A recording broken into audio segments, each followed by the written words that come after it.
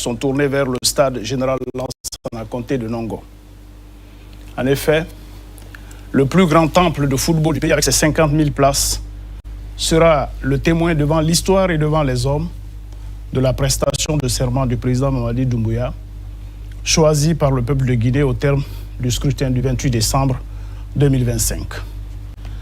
Sur les 9 candidats qui ont loyalement compéti à ce scrutin démocratique, le président Mamadi Doumbouya est arrivé largement en tête avec plus de 86% des suffrages.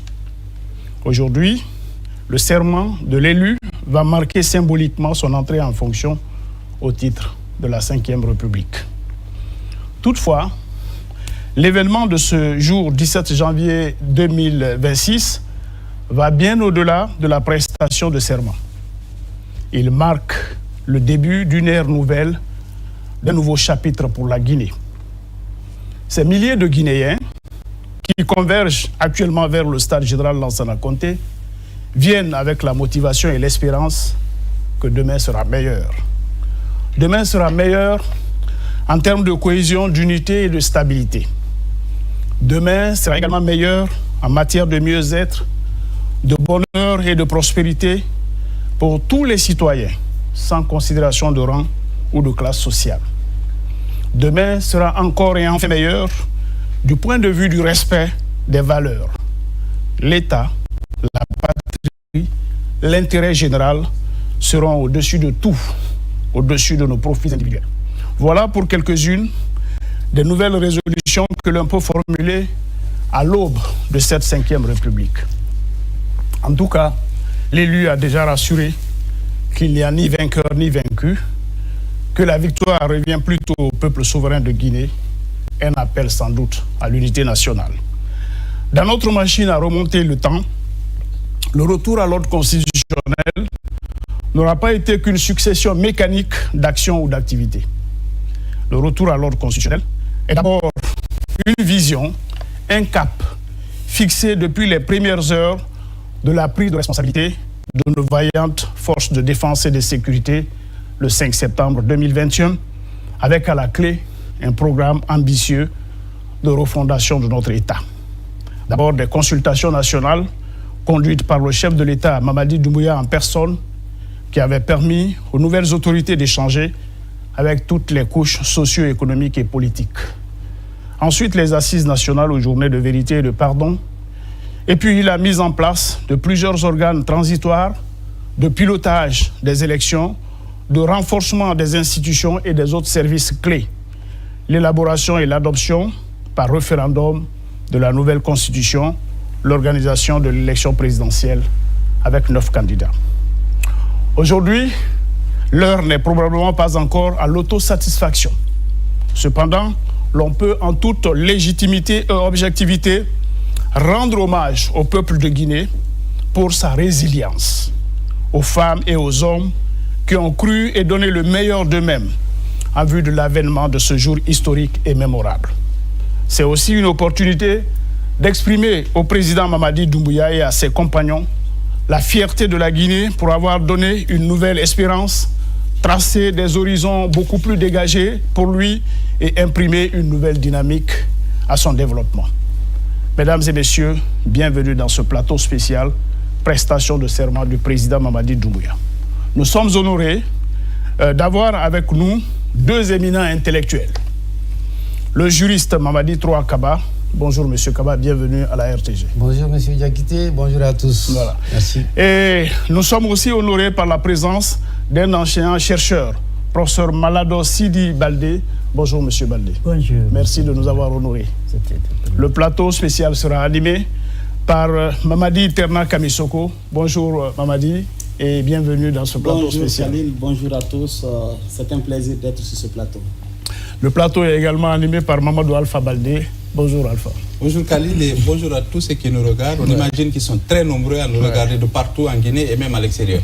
Et ce plateau spécial est assuré à la modération par Ibrahima Kali Diakité, votre serviteur. Pour le déroulé donc de cette émission, nous reviendrons en son et en image sur quelques grands repères ou étapes du processus de retour à l'ordre constitutionnel avec décryptage de nos invités de parcours et les chroniqueurs.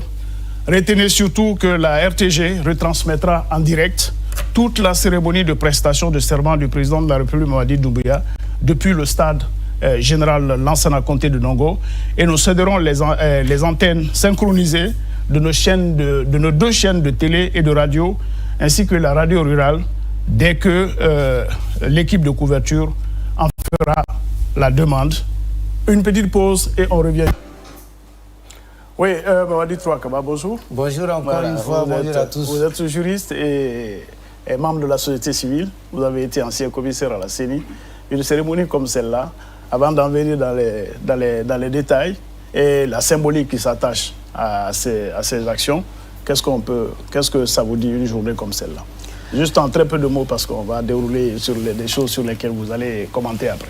Très bien. En très peu de mots, on doit noter que c'est une cérémonie très symbolique pour la République, parce qu'elle marque le début du mandat du président élu. Le président, il a été élu au suffrage universel direct, mais de son élection jusqu'à la prestation de serment, c'est comme si le mandat n'est pas encore, le mandat ne prend pas effet. Donc la légitimité électorale qui a été exprimée à travers le suffrage va céder aujourd'hui à cette haute légitimité constitutionnelle, et donc qui marque le début effectif et légal du mandat présidentiel. Donc c'est une journée très symbolique, comme je l'ai dit, et parce que le président, il est élu, mais c'est à compter de ce jour que le mandat commence à courir. Les 7 années qui sont prévues par la Constitution, parce que c'est un mandat de 7 ans, ces 7 années vont commencer à être comptées à partir d'aujourd'hui. Et cela, c'est conformément à la Constitution, bien entendu, et qui dispose, ces articles 59, que le mandat prend effet à partir de la prestation de serment. Donc, cette cérémonie d'investiture, eh bien, marque, comme je l'ai dit et je le dis encore, le début du mandat du président de la République. Donc c'est vraiment une journée historique qui comportera plusieurs séquences, voilà, plusieurs séquences. Oui, tout à fait. Mais parmi toutes ces séquences, l'élément central, l'élément fondamental, c'est bien la prestation de serment. Oui, professeur Malado Sidi Baldé, merci encore une fois de nous avoir honorés, malgré votre calendrier très chargé. Les enseignants chercheront beaucoup de chats à fouetter. Vous nous faites plaisir. Et aujourd'hui, c'est un grand jour. On est le 17 janvier. C'est la prestation de serment. Qu'est-ce que cette date vous dit? La symbolique. Merci. C'est une date, Maître vient de le dire, c'est une date mémorable dans l'histoire de la République de Guinée. Nous partons d'une transhumance politique à une 5e République. Ouais. C'est une date extrêmement importante parce que à partir d'aujourd'hui, nous parlerons de la 5e République. Oui, tout à fait. Et à partir d'aujourd'hui, légalement, légitimement, logiquement, nous parlerons du président de la République de Guinée. Oui. Il n'y a plus de confusion et autour des termes qu'on utilise. Il y en a qui parlent de ceci, il y en a qui parlent de cela, mais à partir d'aujourd'hui, constitutionnellement, nous avons affaire à la 5e République en Guinée et nous avons devant nous un président de la République.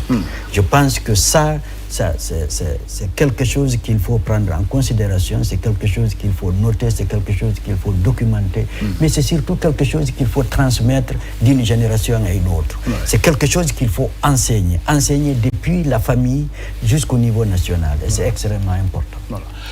Ce plateau spécial est honoré aussi de la présence de Mamadi Terna Kamisoko, rédacteur en chef, grand reporter à la RTG. Ouais, qu'est-ce que cette journée vous dit en termes de symbolique? Bon, la symbolique... En 2 mots, parce que les journalistes, on se connaît. Hein? Ouais, c'est vrai que c'est le couronnement, vous l'avez évoqué dans l'intro, c'est le couronnement d'un processus quand même qui a démarré depuis pratiquement 2022 et avec la mise en place de plusieurs organes, de plusieurs institutions, et aujourd'hui, avec l'élection présidentielle qu'on a connue le 28 décembre 2025 et aujourd'hui la prestation de serment, ça veut dire que on rentre non seulement dans la 5e République, mais c'est un grand pas aussi pour le retour définitif à l'ordre constitutionnel. parce que ce qui va rester après cette prestation de serment, ça sera maintenant les élections législatives, sénatoriales et autres. Donc je pense que c'est une journée très importante pour le peuple de Guinée, parce que ça marquera aussi la première plus grande prise de parole du chef de l'État. Voilà. Mamadou Alpha Baldé est grand reporter aussi à la radio-télévision guinéenne. Moi et Mamadou Alpha Baldé, on est le 17 janvier, et le président fraîchement élu prête serment. Oui, c'est ça, prête serment aujourd'hui. Oui. Moi, j'ai envie de résumer ça de façon très simple. C'est comme si vous finissez une route avec beaucoup de nids de poules, des cailloux et tout. Ouais. Vous avez cité, vous l'avez dit, on va y revenir sur toutes les étapes qui ont marqué cette transition jusqu'à l'aboutissement. Parce qu'il y a eu entre-temps le référendum, l'élection présidentielle. D'abord la Constitution aussi. Voilà, on imagine que ça va continuer. C'est comme si vous terminez une route assez caillouteuse, difficile. Et là, vous prenez maintenant le bon chemin. Quand même, le président de la République, c'est le garant de toutes les institutions, et il faut saluer aussi la façon dont tout s'est déroulé. L'élection, aujourd'hui, on voit tout ce qui est comme félicitations, appréciation de cette élection, et au niveau national et au niveau international. Donc, pour moi, aujourd'hui, c'est comme si le tapis vert est déroulé. Si on veut être diplomate, le tapis rouge est déroulé pour qu'on puisse aller beaucoup plus facilement. Voilà qui est bien dit. Donc, pour illustrer, tout le monde en a parlé pour dire que le processus a été assez long. Donc, pour illustrer les premiers chantiers de retour à l'ordre constitutionnel, notre culture s'est posée d'abord sur la vulgarisation de l'avant-projet de constitution, une activité qui a mobilisé citoyens ordinaires, cadres, entrepreneurs, élèves et étudiants, bref, toute la société guinéenne. Et puis, on va suivre ces quelques témoignages de nos reporters sur la vulgarisation de l'avant-projet de constitution. Images d'archives tirées des reportages de Ablaye Diallo du CNT, notre confrère au CNT, et Tiano Ousmane Diallo de la RTG. Ce sont quelques extraits. Constitution. Fier de cette constitution parce que depuis le début du processus, on est informé de toutes les étapes. Et c'est vraiment différent des anciennes constitutions. Avant, on nous considérait comme des aveugles. Mais aujourd'hui, tout ce qui se dit, c'est en notre présence et c'est cela la transparence. Moi, ce que j'ai compris en ça, c'est pour nous les femmes. Nous étions tous esclaves des hommes. Mais ce que je vois maintenant, ça commence à changer. Ça a beaucoup même changé par rapport à nous les femmes. Nous avons l'espoir que partout où nous sommes passés, que ce soit au niveau des milieux scolaires, que ce soit avec le cadre d'administration de Tugué, mais aujourd'hui avec nos femmes, nos sœurs, nos mamans qui sont dans le centre de formation du CAEF, des professionnels, ont tous salué cet avant-projet de constitution et ils ont adhéré et ils estiment que cet avant-projet de constitution est une constitution qui nous ressemble et qui rassemble le peuple de Guinée. Donc je suis très fier de cette fierté d'être guinéen et d'être invité à participer à la vulgarisation de la nouvelle constitution. Donc parce que je me retrouve là-dedans, c'est l'intérêt du Guinéen qui est mis en exergue. Pendant l'exposé, j'ai compris que les femmes, les jeunes et les personnes vulnérables sont prises en compte par la nouvelle constitution et surtout la prise en charge des anciens présidents de la République et des anciens présidents des institutions républicaines. J'ai été agréablement surpris quand on a organisé une émission interactive à la radio rurale. Et la population, on a prolongé les débats parce que les gens appelaient de toutes les sous-préfectures pour poser des questions par rapport à cette constitution et ils adhèrent aux idéaux du CNRD et aux idéaux du président général Mamadi Doumbouya. Il y a 3 mois, nous étions ici chez vous pour parler de paix et d'engagement. Vous nous avez reçus avec vigueur, avec dynamisme, avec fraternité. Et nous parlions de recensement à ce moment-là. Nous vous avions demandé de vous mobiliser pour vous recenser. Sigiri vient de répondre à cet appel du gouvernement guinéen à cet appel du chef de l'État, Son Excellence le général Mamadi Doumbouya. Vous êtes premier dans le recensement national. On nous a dit que personne ne se recenserait à Sigiri parce que vous êtes dans les mines, parce que vous n'êtes pas occupé à faire autre chose que cela. On nous a dit que politiquement, vous n'étiez pas très engagé. Vous venez de prouver le contraire. Vous êtes premier de la Guinée. Oui, retour donc sur notre plateau. On a, chers invités, on a suivi quelques témoignages tirés de nos images et sons d'archives.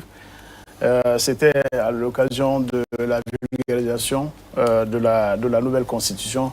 Je commence par vous, M. Mamadi Trouaka. Oui, ce que nous venons de suivre est vraiment la preuve que le projet de nouvelle constitution a été bien vulgarisé. Et cela, c'est un impératif avant d'appeler le peuple à voter par référendum. C'est une exigence d'expliquer le contenu du texte à ce même peuple pour qu'il se prononce en toute connaissance de cause. Et d'où donc cette étape de la vulgarisation du projet de nouvelle constitution. Et maintenant que ce projet a été adopté par référendum, et c'est conformément au contenu de l'une des dispositions de cette constitution que le président va aussi prononcer aujourd'hui lors de sa prestation de serment. Mais vous accepterez, M. Diakité, et parce que l'occasion est opportune, que nos téléspectateurs comprennent cette constitution-là, comment elle est structurée. Et parce que je vois bien que la vulgarisation, elle a été faite, mais c'est aussi l'occasion de présenter les grands axes de cette constitution, qui n'est plus au stade projet, maintenant qui est constitution en vigueur. Et on retient que la constitution, telle que le constituant l'a élaborée, est axée sur trois points. Donc il y a trois parties. La première partie, c'est l'État, des principes fondamentaux de la République et des droits et devoirs. Ça, c'est la première partie. La deuxième partie, c'est les institutions de la République. Et la troisième partie, c'est des titres spécifiques. Et je vais donner, vraiment m'appuyer sur la deuxième partie qui parle des institutions de la République. Et le constituant a adopté ou a proposé une nomenclature qui a été acceptée par le peuple, donc par référendum. Cette nomenclature ou cette présentation se décline comme suit. Des institutions de la République, il y a des institutions gouvernantes, il y a des institutions juridictionnelles et des institutions d'appui à la gouvernance démocratique. Donc le constituant a retenu ces trois catégories d'institutions parmi les institutions de la République. Et cette catégorisation, c'est de mettre l'accent sur la nature des missions dévolues à ces institutions. Il y a des institutions gouvernantes. On entend par institutions gouvernantes l'ensemble des institutions de la République qui définissent, qui conçoivent et qui mettent en œuvre et qui contrôlent les politiques publiques. Donc parmi ces institutions gouvernantes, il y a le président de la République, il y a le Premier ministre, il y a le gouvernement qui constitue donc le pouvoir exécutif.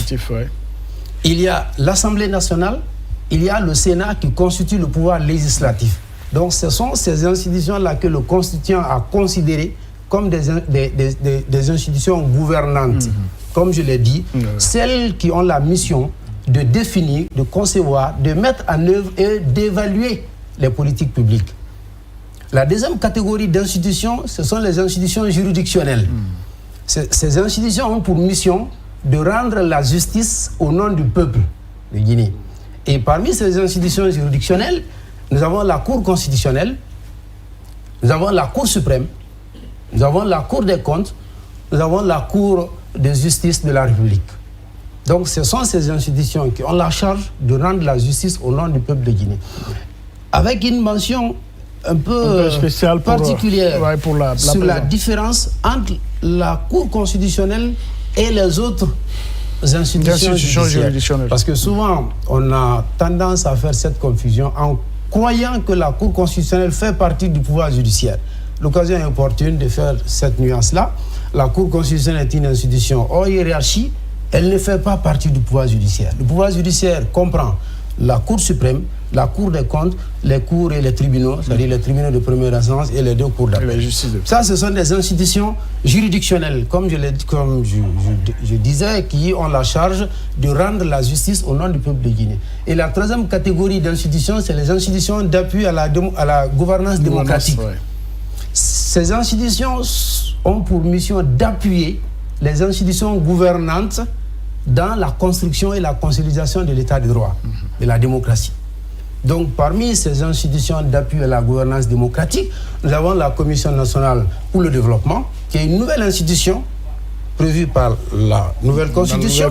Nous avons la Commission nationale de l'éducation et pour les droits humains, qui est aussi une nouvelle institution. Autrefois, qu'on peut considérer comme l'INIDH, l'Institution nationale indépendante des droits humains. L'appellation a un peu changé. Il y a l'organe technique indépendant de gestion des élections, OTIGE, qui planifie, qui remplace la CENI, qui planifie, qui met en œuvre, qui supervise toutes les opérations électorales et référendaires. Et il y a aussi la Commission nationale de régulation de la communication et de l'audiovisuel, qui va remplacer la HAC, la Haute Autorité de la Communication. Ce sont là des institutions qui appuient des institutions gouvernantes et dans la conception et la consolidation de la démocratie et de l'état de droit. Comme je l'ai dit, le constituant a voulu faire cette classification en mettant l'accent sur le rôle ou la mission dévolue à chacune des institutions. Donc on a les institutions gouvernantes, les institutions juridictionnelles et les institutions d'appui à la gouvernance démocratique. Donc voilà un peu quelques chapitres ou quelques axes de la on aura le temps de revenir beaucoup plus en profondeur. Une question pour professeur Malado.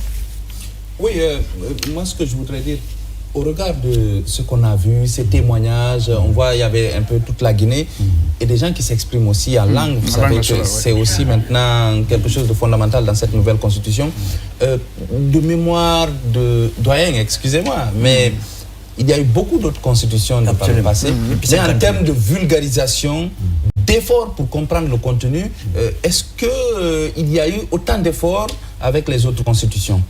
Je vais vous dire que personnellement, j'ai constaté une différence historique, une différence fondamentale peut-être à signaler. C'est que de 1958, presque à nos jours, les constitutions, c'était une préparation psychologique, une préparation politico-idéologique des partis politiques. Et nous avons constaté dans ce cadre qui nous réunit aujourd'hui, une certaine différence que nous avons, nous, historiens, ou personnellement, que j'ai constaté. C'est que il y a un engouement citoyen qui n'a rien à voir, à mon avis, des sièges politiques ou d'une baïonnette derrière, ou une préparation politique et idéologique plus ou moins menaçante. J'ai cru voir des citoyens d'abord qui veulent se faire recenser au-delà de toute intimidation, au-delà de tout travail politique, qui veulent se recenser. J'ai vu cet engouement que personnellement j'ai trouvé nouveau et appréciable. Et ensuite j'ai vu des gens aller aux urnes, aller voter, soit le référendum ou aux élections présidentielles. Les aspects vote, nous reviendrons un peu là-dessus. Et là, franchement, ce que j'ai constaté avec le constat du ministre des Affaires étrangères à Sigiri lui-même, il a dit, on avait pensé que Sigiri n'allait pas faire ceci et nous avons été surpris agréablement que Sigiri a fait cela. C'est le cas pratiquement dans toutes les préfectures. C'est le cas sur toute l'étendue du territoire national. Et donc, la surprise est générale. C'est une surprise générale agréable que des Guinéens veulent vraiment se faire recenser, participer aux élections à tous les niveaux, et sans qu'il y ait... Et qu'ils partagent l'esprit du nouveau départ. Moi, c'est un peu comme ça. La chose fondamentale, c'est que j'ai compris qu'il y a un citoyen à la place des militants des partis politiques. Oui, Mamadi Ternak, une question ou bien un commentaire. Une tout à fait. Allez-y. Pour Trouakaba. on sait qu'on a maintenant la nouvelle constitution qui est adoptée par le peuple de Guinée, qui a ouvert la voie à l'organisation de la présidentielle. Mais avant ça, on a eu d'abord un avant-projet, ça a été évoqué à l'introduction. Cet avant-projet, d'abord, avant qu'on l'élabore, ça a fait l'objet d'une large consultation nationale. Les gens sont descendus sur le terrain pour voir un peu, pour recueillir les préoccupations des citoyens à la base. Est-ce que pendant une transition, vous pensez que c'était nécessaire de faire cet exercice, descendre à la base et écouter les gens pour dire qu'est-ce que vous voulez par rapport à la constitution qui doit être... Est-ce que vous pensez que c'est pertinent de faire une telle démarche? Oui, la réponse à la question est oui. C'est vraiment pertinent d'adopter une telle démarche. Et d'ailleurs, nous saluons le CNT qui a respecté ses obligations qui étaient prévues par la charte de la transition. N'oublions pas que la transition, cette transition qui est derrière nous, elle a eu la particularité d'être régie par un texte, donc par une charte. Et cette charte-là donnait au CNT cette compétence, cette attribution d'élaborer le projet de la nouvelle constitution. Maintenant, dans l'élaboration de ce projet-là, c'était une exigence pour le CNT d'aller à la rencontre de nos concitoyens pour recueillir leur avis. Vous savez, il y a plusieurs méthodes pour élaborer une constitution. On peut élire une assemblée à l'effet d'élaborer et d'adopter la constitution. Celle-ci va être appelée l'assemblée constituante. C'est-à-dire elle élabore et on s'en tient à ça. L'autre méthode, on réunit une assemblée ou un groupe à l'effet de rédiger le texte. Maintenant que le texte est rédigé, on le soumet à l'approbation du peuple. Ça, c'est la voie référendaire. Entre les deux, la voie référendaire est la voie la plus démocratique. Donc le CNT, nonobstant sa composition qui était quand même représentative, on avait toutes les couches qui étaient représentées au sein du CNT, les partis politiques, la société civile, les organisations professionnelles, toutes ces composantes étaient représentées. Nonobstant cela, le CNT s'est fait violence, et comme je l'ai dit aussi, conformément à la charte de la transition, d'aller à la rencontre de nos concitoyens pour recueillir leur avis. Donc c'était la démarche la plus idoine, la plus je me rappelle dans la déclaration de prise du pouvoir, je vais suivre de vous interrompre, le président a dit nous allons écrire une nouvelle constitution. Cette fois-ci, ce ne sera pas, on va le faire copier-coller, on va prendre l'avis. Voilà, on va prendre l'avis de tout le monde. Voilà, un peu dans le genre. Voilà, une constitution qui nous ressemble. Et qui nous rassemble. Voilà, c'est vrai, c'était un slogan, mais un slogan quand même qu'on a vu. Qui a eu du sens. Qui a eu du sens. Dans le CNT, en allant vers les concitoyens pour recueillir leur avis et revenir, transcrire ces avis-là, m'a paru comme la démarche la plus républicaine, la plus démocratique. Et parce que la Constitution, comme on le voit, elle est le statut de l'État. La Constitution n'est pas rédigée pour le CNT. La Constitution n'est pas rédigée pour le président. La Constitution est rédigée pour toute la nation, pour l'État. Elle est le statut de l'État. C'est sur la Constitution que l'État repose. Si une personne morale a besoin d'un statut, ce statut pour l'État en tant que personne morale est la Constitution. Donc c'est la norme suprême. C'est le texte référentiel. Et aller donc vers les concitoyens, recueillir leur avis et rédiger le contenu de ce texte-là était la démarche la plus républicaine. Et sur ce point-là, le CNT devrait être salué. Voilà qui est bien dit. On va, dans nos images d'archives, on va aussi parler de la campagne référendaire qui s'est aussi tenue dans les moindres hameaux du pays. Ainsi, nos compatriotes, chacun là où il se trouvait, s'est fait expliquer les tenants et aboutissants du projet de nouvelle constitution. Les sons et images recueillis dans quelques préfectures et puis on revient derrière.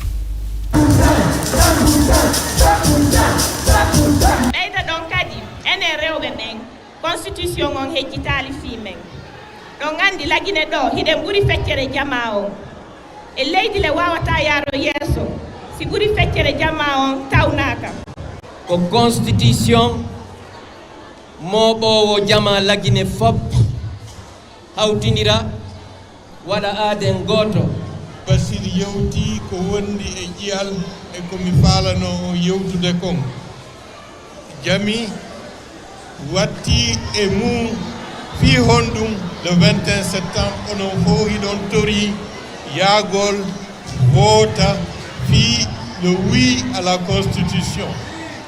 Hande kadi en heɓi porgal molanagal ine wawi manditade nde ñalande.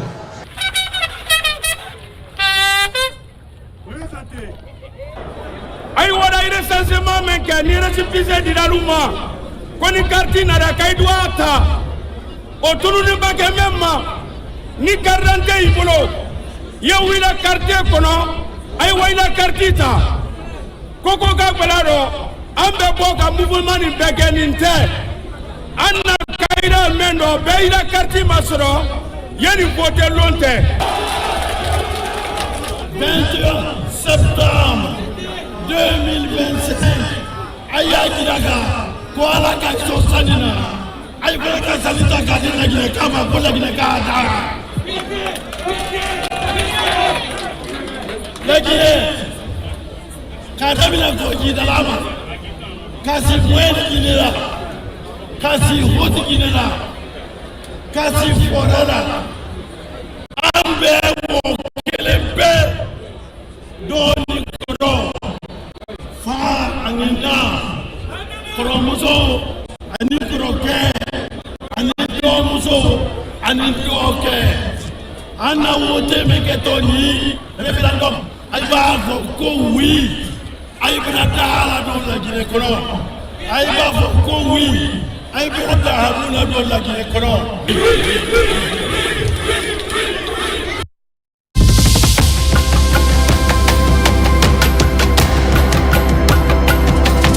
Oui, professeur Malado Baldé. Oui. Bon, on vient de suivre encore un autre pan. Ça, c'était pendant la campagne du référendum sur le vote référendaire. Okay. Voilà, avec un peu de recul, qu'est-ce que cela vous inspire? Cela nous rappelle l'histoire du fameux référendum. Des référendums en République. Ah, ok, d'accord. Nous nous rappelons qu'en 1958, nous avons vécu presque à l'incognito un engouement de ce genre. Oui. Et donc, les Guinéens sont préparés à aller au référendum. Ce n'est pas quelque chose de nouveau. Ce qui est nouveau, c'est cette particularité d'engouement, je reviens sur le mot, cette volonté d'aller au référendum, comme en 1958, c'était un divorce entre l'ère coloniale et l'ère de l'indépendance et de la souveraineté nationale. Nous avons vu même la rédaction de la Constitution. Nous avons vu comment on a promulgué la Constitution. Nous avons vu cette volonté de l'ensemble du peuple de Guinée. J'ai eu l'impression que c'est un peu, passez-moi l'expression, hein, c'est un peu du copier-coller, c'est un peu du déjà-vu dans une nouvelle forme. L'engouement que nous avons connu pour ce référendum-là, c'est un engouement qui rappelle l'engagement, la détermination, la volonté du peuple de Guinée à s'exprimer aux urnes. Oui, c'est Mamadi Trouakaba. C'est un peu la campagne de la référendaire, la campagne référendaire. Avec le recul, il y a des souvenirs qui vous reviennent sans doute. Oui, on doit noter quand même que les autorités telles que nous venons de voir, le fait pour elles d'aller sur le terrain pour inviter les concitoyens à voter oui était dans leur rôle. Parce que la légitimité du texte dépend du taux de participation aussi. Il s'agit pas... L'objectif n'était pas que le oui l'emporte, mais il fallait que le oui l'emporte avec une légitimité qui montrera que ce n'est pas qu'une frange de la population ou du peuple, mais c'est vraiment le peuple dans sa grande majorité. Donc, le fait pour ces autorités d'aller expliquer le contenu du texte et inviter les concitoyens à voter, c'était une démarche tout à fait normale et nous avons légitime aussi, et nous avons quand même vu que l'appel a été répondu parce que personne ne pouvait se substituer au peuple dans ce processus-là. Et le peuple devrait apprécier en toute souveraineté. Et comme on le sait, d'ailleurs, l'article 1er de ce texte-là, qui était avant-projet, selon l'image que nous voyons, mais qui est maintenant en Constitution. Oui, tout à fait. L'article 1er dispose, ou conformément à l'article 1er, la souveraineté nationale appartient au peuple. C'est le peuple qui est souverain. Cette souveraineté nationale, le peuple l'exerce soit directement par le référendum, soit indirectement par la voix des représentants légitimement élus. Et ces représentants légitimement élus, c'est le président de la République et les membres du Parlement. Donc, le fait que les autorités soient allées sur le terrain expliquer, demander le vote des concitoyens, c'était tout à fait normal, parce qu'il y avait deux objectifs. Le premier, et qui était l'objectif majeur, c'était d'avoir un taux de participation élevé pour donner au texte une légitimité. Et le deuxième, c'était que le oui l'emporte. Le oui l'emporte, et parce que cela avait un autre avantage, ça allait nous permettre de sortir de la transition. Parce que l'autre enjeu qui était là, si le texte ne passait pas, ce qui n'a pas été le cas, heureusement, si le texte ne passait pas, c'est qu'on ne serait pas... On serait obligé de refaire l'exercice. Oui, on referait l'exercice, mais on ne serait pas en train d'aller vers la sortie de la transition. Donc l'enjeu, ou l'avantage, c'était cet autre-là, et le peuple a répondu favorablement. Oui, Mamadou Alpha Baldé, vous avez été aussi des reporters, ceux des reporters qui ont sillonné aussi tout le pays avec les responsables, et même parfois envoyés par la RTG. Des choses vues et entendues à cette époque, par rapport à la période que nous vivons, par rapport à l'investiture d'aujourd'hui, la prestation de serment. Oui, justement, sur le terrain, moi particulièrement, nous avons fait toutes les sous-préfectures de Pita, commune urbaine y compris, et toutes les sous-préfectures de Mamoun notamment. Mais je vous dis, dans aucune des sous-préfectures ou localités traversées, on a senti cette volonté de ne pas participer ou même de nuire au processus. Il y avait une sorte d'engagement républicain derrière cette constitution, parce qu'aussi, à un moment donné, on a tiré les leçons du passé. Il faut savoir que moins de 3 ans, 4 ans auparavant, on a eu une constitution qui a été la source de toutes les discordes, de tous les problèmes. On se rappelle comment ce référendum s'est tenu avec des problèmes. Avec beaucoup de violence, beaucoup de casse.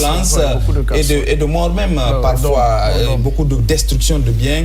On a senti aussi que la population avait en quelque sorte compris qu'il fallait parfois aller vers l'essentiel.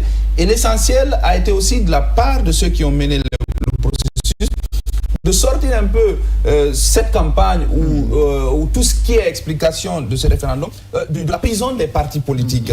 Si vous voyez cette campagne, il n'y avait pas la tête de quelqu'un, il n'y avait pas l'image de quelqu'un. On est parti directement vers la population avec des propositions concrètes. Voici ce que nous proposons dans tel domaine, voici ce que nous proposons dans tel domaine, voici ce que la Constitution va garantir dans tel ou tel secteur. Et je crois que le message est passé, parce que là, l'effet bénéfique, c'est que l'élection s'est bien déroulée avec un taux de participation assez honorable. Oui, quelqu'un a même dit que c'est l'une des constitutions les mieux vulgarisées. Hein. Oui, justement, par rapport à la moyenne mondiale aujourd'hui, même les pays les plus démocratiques, on voit un peu parfois le taux de participation, ça pose problème. Les gens ont du mal à se déplacer vers les urnes et à aller exprimer leur voix. Donc pour moi, le message est passé, on a pu passer les bons messages aux bons citoyens, qui se sont dans leur grande majorité déplacés, et parce qu'on parlera de l'élection, on pourrait peut-être... Oui, Mamadi, par rapport, toujours, vous aussi vous étiez allé quand même un peu sur le terrain. Oui. Grand reporter. J'ai été à Gekedou, au niveau de la commune urbaine, effectivement, et dans beaucoup de sous-préfectures. J'ai été à Zérékoré, j'ai été à Kissidougou, parce que j'accompagnais une délégation gouvernementale. Mais ce qu'il faut noter, c'est d'abord le message qui était derrière cette campagne référendaire.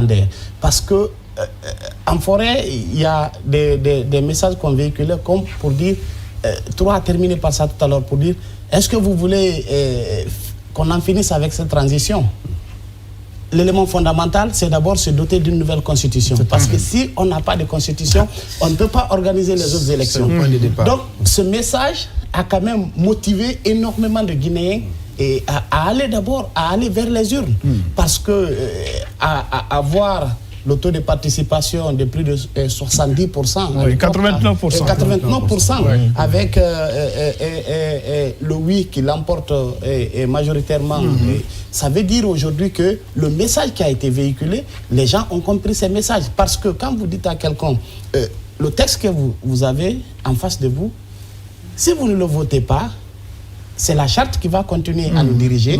Et avec la charte qu'on a, on ne peut pas aller aux élections. Aller aux élections, voilà, tout à fait. Ça veut dire que nous resterons dans la transition, dans une éternelle transition. Non, parce ça fait que ça ne Mhm. peut pas bouger. Parce que lorsqu'on est en transition, il y a énormément de choses qui ne peuvent pas bouger dans le pays. Donc, les gens étaient pressés. Parce qu'il y a la conséquence de tout ça, je ne vous interromps pas, mais la conséquence de tout ça, c'est qu'on va renouveler un peu les élus à la base.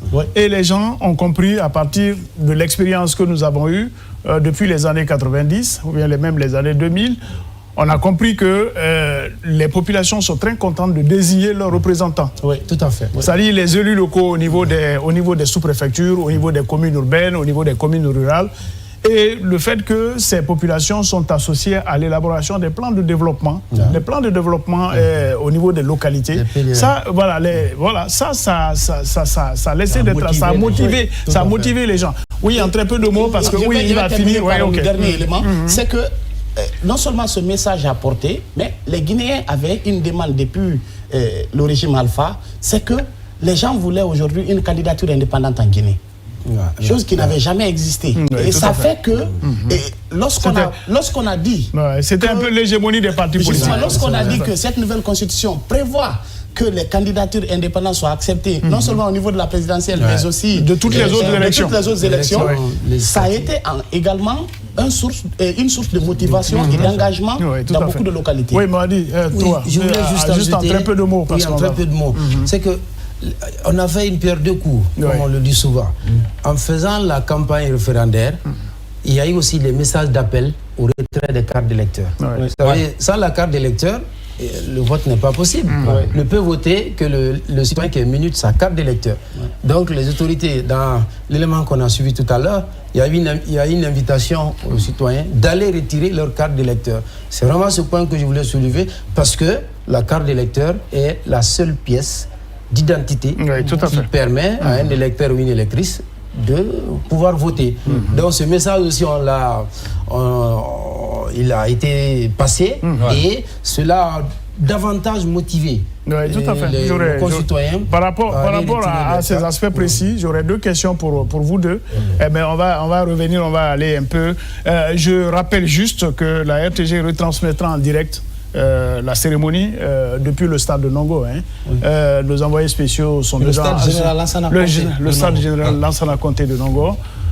Vous n'étiez pas là, donc ça c'est des choses qui ont bien été dites. Et je rappelle à nos envoyés spéciaux sur place, notamment la direction de la communication et de l'information de la présidence, que l'antenne leur reviendra. L'antenne synchronisée, les antennes synchronisées de la RTG, la radio nationale, la radio Kaloum Stéréo, la RKS, la télévision nationale et puis la télévision de Boulbiné et puis les radios rurales. Donc nous sommes à leur écoute et dès qu'ils feront la demande, on va pouvoir leur passer l'antenne. Donc on a fait un petit parcours, une petite machine à remonter le temps qui n'est pas encore terminée.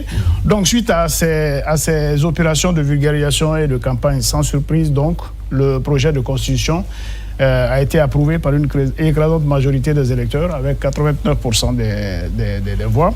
Des personnalités illustres dans les bureaux de vote et son et images d'archives.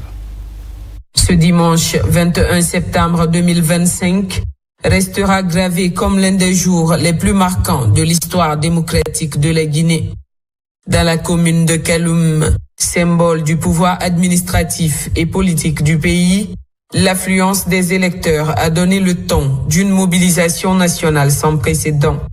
Très tôt, des files d'attente se sont formées devant les bureaux de vote. Femmes, hommes, jeunes et anciens, tous unis par la même volonté de faire entendre leur voix et de participer à la construction politique de leur nation. Ni l'âge, ni les croyances religieuses, handicap n'ont été un frein. Avec dignité et détermination, les citoyens de Kaloum se sont déplacés en masse, transformant ce scrutin en une véritable fête civique. L'ambiance était à la fois disciplinée et enthousiaste, preuve d'une maturité citoyenne en constante progression. Moment fort de cette journée, le vote du président de la République, son Excellence le général Mamadi Doumbouya, au centre de santé de Boulbiné. Accompagné de son épouse et de ses proches collaborateurs, dont le ministre secrétaire de la présidence, le général Amara Kamara, et le ministre directeur de cabinet de la présidence, Djiba Diakité, a montré l'exemple en accomplissant ce devoir républicain. Son geste sobre a marqué les esprits et donné une dimension particulière à l'événement. La transparence et la crédibilité du processus étaient au rendez-vous. La présence d'observateurs nationaux et internationaux déployés sur le terrain a renforcé la confiance des électeurs et confirmé le caractère exemplaire de ce scrutin. La journée électorale du 21 septembre 2025 a pris l'allure d'un moment historique. Un jour où les Guinéens unis et fiers ont montré qu'ils croient en leur pays et en leur avenir. Ce scrutin a fait entendre la voix d'un peuple décidé à avancer ensemble dans la dignité et la confiance pour bâtir une Guinée maîtresse de son destin. Nous sommes au bureau de vote numéro 1 à l'école élémentaire franco-arabe de Soumaya dans la commune urbaine de Koya. Tôt ce matin, plusieurs électeurs se sont mobilisés pour s'acquitter librement de leurs devoirs civiques, parmi lesquels le président du CNT, Dr Dansa Kourouma. Le référendum, c'est le moyen d'expression le plus important de la souveraineté du peuple. Et il est dit dans toutes les constitutions que la souveraineté appartient au peuple et le peuple exerce sa souveraineté par référendum. Ça veut dire quoi? Le vrai détenteur du pouvoir, c'est le peuple. Et pendant le référendum, on sait que le peuple détient le pouvoir. C'est un grand privilège. Ceux qui ont eu 18 ans et qui ont eu l'occasion de voter cette fois-ci, ils sont rentrés dans l'histoire. Ce scrutin référendaire qui doit permettre aux citoyens guinéens de se prononcer sur la nouvelle constitution est jugé globalement satisfaisant par le président du CNT. Visiblement, toutes les dispositions ont été prises pour ce vote. Je suis heureux pour eux et je suis heureux avec eux d'avoir eu l'occasion de voter lors d'un référendum dans le calme, dans la discipline. Ça, c'est un élément symbolique important. Dans l'ensemble, à Soumbouya, aucune fausse note n'a été enregistrée. C'est là grâce aux dispositions prises par les autorités à tous les niveaux.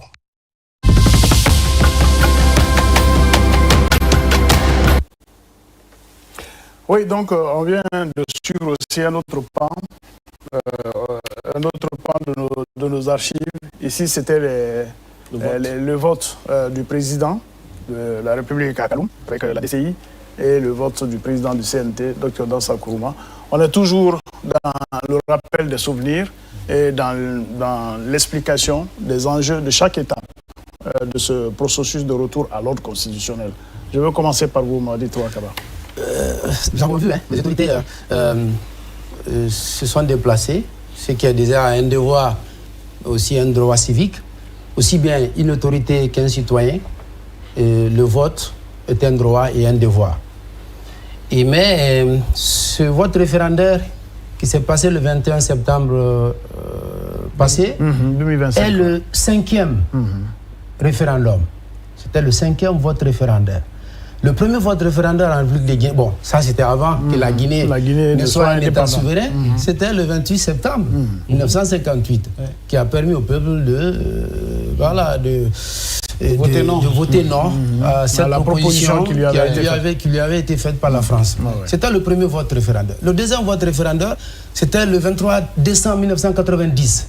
C'était à l'occasion de l'adoption de la troisième constitution, la troisième constitution de la République de Guinée. Parce que la première est du 10 novembre 1958, la deuxième est du 14 mai 1982, et la troisième, c'est du 23 décembre 1990, qui a été adoptée par référendum. Donc c'était le deuxième vote référendaire. Le troisième vote référendaire, c'était le 11 novembre 2001. C'était à l'occasion d'une révision constitutionnelle. On se souvient que la constitution du 23 décembre 1990 devrait être révisée en certaines de ses dispositions, notamment la durée et le nombre de mandats présidentiels. Et il y avait d'autres dispositions qui devraient être la limitation d'âge aussi pour être candidat à la présidentielle. Donc, le troisième vote, c'était le 11 novembre 2001, à l'occasion de cette révision constitutionnelle. Le quatrième vote référendaire, c'était le 20 mars. L'avant-dernier, donc, le 22. Le 22 mars. Le 22 mars.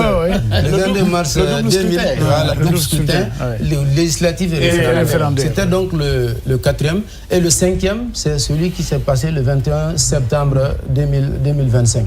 Donc, on voit bien que le peuple de Guinée est déjà habitué au vote référendaire, parce qu'on sait quand même que le référendum, ce n'est pas à toutes les occasions. Non. Docteur Dansa vient de rappeler, et ça je l'avais souligné avant l'élément, que la souveraineté appartient au peuple. Le peuple exerce comment sa souveraineté? Soit c'est de manière directe, et la manière directe là, c'est à travers le référendum. C'est qu'il est, lui-même, il vient se prononcer. On lui pose une question. Peuple, veux-tu ça ou ça? S'il veut, il répond par le oui, s'il veut, il répond par le non. Et de manière indirecte, il exerce sa souveraineté par la voix de ses représentants. Et ces représentants-là devraient être des élus, donc qui bénéficient de cette légitimité. De leur mandat.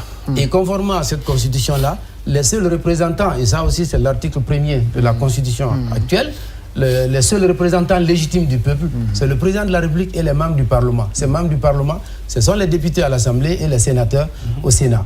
Et on aura l'occasion de parler de ces deux chambres importantes du Parlement qui devraient jouer un rôle important pour la crédibilité du régime, mais aussi de la gouvernance. Oui, Mamadou Alpha. Oui, moi je crois qu'on oublie aussi un aspect hyper important. C'est comme on est dans le véhicule de l'élection, on est parti, on est arrivé à bon port. Mais entre-temps, il y a eu un bon mécanicien qui a révisé le véhicule et le chauffeur a été plus ou moins prudent pour nous conduire jusqu'à l'élection. Il faut savoir que avant le vote d'abord, tout le travail qui a été fait de cette direction générale des élections, qui est né quand même en juin 2025, des ruines des cendres de l'ancienne CENI politique qui nous avait créé énormément de problèmes. Il faut savoir que le nombre de kits même d'enrôlement a été doublé. Imaginez tout l'effort, toute la volonté d'abord politique qu'il y a eu, parce qu'il n'y a pas eu de financement extérieur pour toutes ces élections jusqu'à présent. Jusqu'à présent. Tout cet engagement pour nous organiser des élections, parce que c'est une expression de souveraineté quand vous arrivez à organiser vos élections vous-même. Et là, ça montre une fois de plus où vous voulez aller. Donc ce que je voudrais dire, c'est qu'auparavant, on voyait des citoyens qui avaient plus ou moins de difficultés à retrouver leur carte, leur bureau de vote, parfois c'est loin, et tout ça. Tout ça est parti comme par miracle. Non, ça avait été réglé avant. Oui. Dans les précédentes campagnes, on avait dit aux gens d'aller retirer leur carte d'électeur. Oui, non, mais la carte a été retirée parce que vous retrouvez votre carte. Oui, bien sûr. Vous savez qu'il y a encore quelques années, des gens avaient du mal à retrouver leur carte. Ils pouvaient circuler de bureau de vote en bureau de vote. Et même les bureaux, ce n'était pas évident. Ou parfois, le bureau est loin, donc tu ne peux pas faire quand même des kilomètres. Le jour du vote, il n'y a pas de circulation. Donc il y avait tous ces problèmes-là qui ont par magie disparu. On a appris de nos erreurs. C'est comme ça qu'il faut le dire. Même la dernière élection de 2020, la présidentielle de 2020, il y avait 2 millions entre guillemets de problématiques. Imaginez le fichier. Voilà, oui, justement, sur le fichier. Il y avait 2 millions de Guinéens qui avaient été qualifiés de problématiques qu'on n'arrivait pas à trouver, à identifier, à loger, à trouver. Donc tout ça a disparu comme par magie. Donc il faut aussi saluer tout ce travail qui a été fait. Parce que si on parle d'élection, de taux de participation et de ceci et de cela, c'est parce qu'il y a eu une parfaite organisation. Et ça, il faut saluer ce travail. Oui, je reviens à nos invités maintenant. Oui, après, professeur. Franchement, les collègues l'ont dit, cette élection a été préparée à divers niveaux. Niveau stratégique, niveau d'engagement personnel, niveau de motivation. Et on le voit le jour du vote. Quand on voit quelqu'un qui arrive avec sa carte d'électeur, c'est que il est venu de loin. Il est venu de loin et il est venu comme aboutissement logique d'un long processus de préparation tout à fait. qui est de prise de décision même prise de décision et de prise de position. Tout à fait. Et ensuite, le vote, c'est un acte qui légitime beaucoup de choses. Qui légitime d'abord la raison d'être en tant que citoyen, qui légitime l'appel au vote et qui légitime votre engagement personnel. Et je pense qu'à ce niveau-là, on voit autre chose, on voit la maturité politique d'un peuple. À travers juste la position, la participation, l'arrivée et le départ des citoyens, le comportement devant les urnes, on voit la maturité d'un peuple. J'ai l'impression, et je crois fermement à ça, que la Guinée a démontré qu'il est un peuple majeur, un peuple responsable, un peuple qui entend assumer son destin et assumer son histoire. Oui, Maudit Roy. Oui, ce qu'on peut ajouter, ce que je pourrais ajouter à tout ce qui vient d'être dit, c'est que le jour du vote, que ce soit un vote référendaire ou un vote pour élire une autorité, ce jour-là est un jour d'évaluation. D'évaluation de tous les actes préparatoires mis en œuvre ou posés. Le jour du vote permet de savoir est-ce que les agents électoraux ont été bien formés. Le jour du vote, on le saura. Est-ce que les membres du bureau de vote savent bien rédiger le procès-verbal? Oui, tout à fait. Est-ce que les membres du bureau de vote savent même monter l'isoloir? Moi, j'ai été commissaire de la CENI, je sais bien de quoi je parle. Il est arrivé dans certains bureaux de vote que certains membres ne savaient pas comment monter l'isoloir.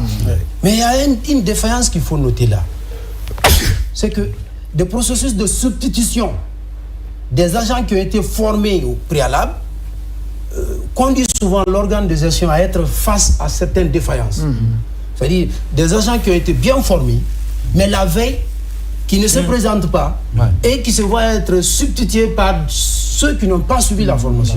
Ça aussi, c'est une réalité. Et je voudrais donc votre clémence par rapport à certains faits par le passé pour savoir qu'il y a de ces actes-là qui n'émanent pas de la volonté de l'organe de gestion. Donc le jour du vote permet d'évaluer. Non, et puis de toute façon, tous les actes préparatoires. De toute façon, les institutions apprennent de leurs erreurs. Tout à fait. Et elles s'améliorent en allant. Donc le jour du vote permet d'évaluer tout ça. Nous avons quand même vu le vote référendaire, l'élection présidentielle passée. On va en venir à l'élection présidentielle. Donc j'ai voulu dire, pour résumer, que ce jour-là est un jour d'évaluation. Les questions sécuritaires, une élection n'est pas possible sans la sécurité. Est-ce que cette sécurité-là, elle est de nature à rassurer les électeurs? Un électeur, pour qu'il se rende dans le bureau de vote, c'est vrai, la loi prévoit des distances réglementaires. Si c'est en milieu urbain, la distance ne doit pas être de plus de 2 km du domicile au bureau de vote. Si c'est en milieu rural, cette distance ne doit pas dépasser les 5 km. La loi a prévu déjà, le code électoral prévoit déjà des distances réglementaires de domicile au bureau de vote. Donc, mais un électeur, pour qu'il se déplace de son domicile pour le bureau, il faut qu'il se sente en sécurité. Donc les questions sécuritaires constituent un volet important. Les magistrats, le vote n'est pas possible sans la participation des magistrats. Donc est-ce que ces magistrats, eux aussi, ont été bien formés? Tout ça, le jour du vote permet d'évaluer. D'abord, c'est même le lieu de remercier un peu la magistrature parce que je me rappelle encore certaines élections, on n'avait pas le nombre de magistrats requis. On était obligé de faire appel à certains avocats, pour présider les CACV. Mais ces dernières années, ils ont fait beaucoup d'efforts de recrutement. Oui, allez-y. Je suis de son avis. La DG a vraiment fourni d'énormes efforts pour améliorer le processus. Et on a vraiment été témoin. Et elle a eu les moyens de sa politique. Oui, non, au-delà des moyens de sa politique, ça fait longtemps qu'elle fait aussi ce boulot. Elle a une grande expérience. La directrice générale, je veux dire, elle a une grande expérience. Elle a beaucoup boulot à bien faire. Si elle n'a pas les moyens, elle n'a pas les moyens. Oui, mais c'est d'abord son leadership. Le leadership est très important dans les institutions, dans la vie des institutions. Elle a fait preuve d'un leadership assez important. C'est deux organes transitoires qui doivent conduire le processus électoral jusqu'à la mise en place du Sénat. La DGE et l'ONASUR méritent d'être salués. Ah, donc c'est lié à la mise en place du Sénat. Le TIGE, si vous voulez, on va en parler. Oui, on va en parler un peu. Pour mettre en place le TIGE, il faut que le Sénat soit mis en place. Pourquoi? Parce que le Sénat doit représenter un des membres de l'OTIGE. Ça veut dire que le Sénat doit se prononcer aussi sur la mise en place de la Cour constitutionnelle? Oui. Parce que là, on n'a pas de Cour constitutionnelle. Non, on n'en a pas encore. C'est la Cour suprême qui fait office. Oui, bien sûr, la Chambre. Sur les attributions de la Cour suprême. Maintenant, j'ai voulu résumer que les deux organes-là, les deux institutions... Oui, l'ONASUR et la DGE. L'ONASUR et la DGE doivent être salués quant à la bonne préparation des deux scrutins, le scrutin référendaire et le scrutin présidentiel passé. Vraiment, on doit leur dire... Les chapeaux. Oui, allez-y, professeur. Sur l'ONASUR, par exemple, pour la première fois, nous avons un organe qui regarde, c'est que tout le processus et qui a l'intention d'asseoir en Guinée une culture nationale d'élection. Oui, tout à fait. C'est extrêmement important. Ça, c'est avec l'ONASUR qui est une création toute nouvelle de cette année et qui a déjà fait un travail extraordinaire sur le terrain. l'ONASUR, oui, dans la nouvelle constitution, il est prévu, je crois, un organe opérationnel et un organe d'observation. Tout à fait. L'OTIGE a les deux. Tu as le Conseil national des élections et la Direction nationale exécutive. Donc, c'est l'ONASUR. Non, l'ONASUR va être la Direction nationale. En réalité, c'est un organe ad hoc. L'ONASUR n'a été créé que pour le référendum. Le référendum, effectivement. C'est un organe ad hoc qui devrait disparaître dès après le référendum. Oui, tout à fait. Mais maintenant que l'OTIGE, qui est constitutionnel, qui est une institution constitutionnelle, qui fait partie des institutions d'appui. Et qui a les deux attributions. Oui, donc qui a les deux attributions, aussi bien la mise en œuvre des opérations et la supervision. Donc l'ONASUR a été, dans les dispositions transitoires du code électoral, l'ONASUR a été... comme on dit, ressuscité, parce qu'il devrait disparaître dès après le référendum. C'est même ça son nom. Ad hoc. Comme ce qu'on entend par ad hoc. L'ONASUR a été ressuscité dans les dispositions transitoires du code électoral pour permettre la supervision des opérations électorales de la présidentielle passée, des législatives à venir, des sénatoriales, et après, c'est l'OTIGE qui doit prendre qu'on va mettre en place. Oui, Mamadi, vous voulez dire deux mots. Que cette mobilisation qu'on a vue ce jour du référendum n'est pas du tout fortuite. Il y a eu un travail de fond qui a été d'abord abattu parce qu'il y a un aspect qu'on ne prend pas en compte, c'est que le gouvernement a fait le choix fort d'aller vers le RAVEC, le recensement administratif à vocation d'état civil. Ça permet aujourd'hui à la Guinée de se doter d'un nouveau fichier électoral.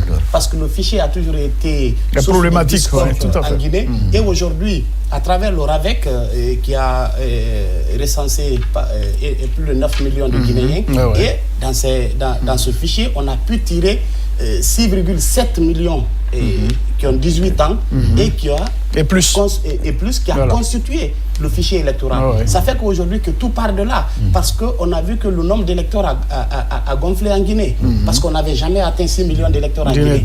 Et à travers le RAVEC, on a compris qu'on peut aller à plus de 6 millions d'électeurs. C'est le premier élément de mobilisation. L'autre élément de mobilisation, c'est que la DGE quand même a fait un travail de fond, parce qu'on vous met en place en juin 2025.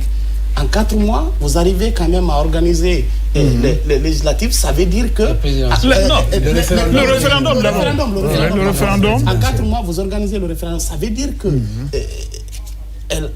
la DGE a pu envoyer le matériel électoral à temps sur le terrain, a pu former tous les agents, tous les acteurs, tous les agents électoraux, tout à fait. Ça veut dire qu'il y a eu énormément d'efforts sur le terrain en termes de logistique, en termes de... toutes les directions régionales, les directions préfectorales, communales ont été nommées, installées et dotées à moyens logistiques. Et ce sont des aspects qu'il faut vraiment saluer. Si vous êtes d'accord, on va avancer un peu dans notre rappel des grandes étapes de ce processus de retour à l'ordre constitutionnel. Donc, dans les grands repères, il y a aussi eu la campagne présidentielle. On a eu 9 candidats, dont 2 indépendants. Quelqu'un l'avait dit tout à l'heure sur le plateau. Et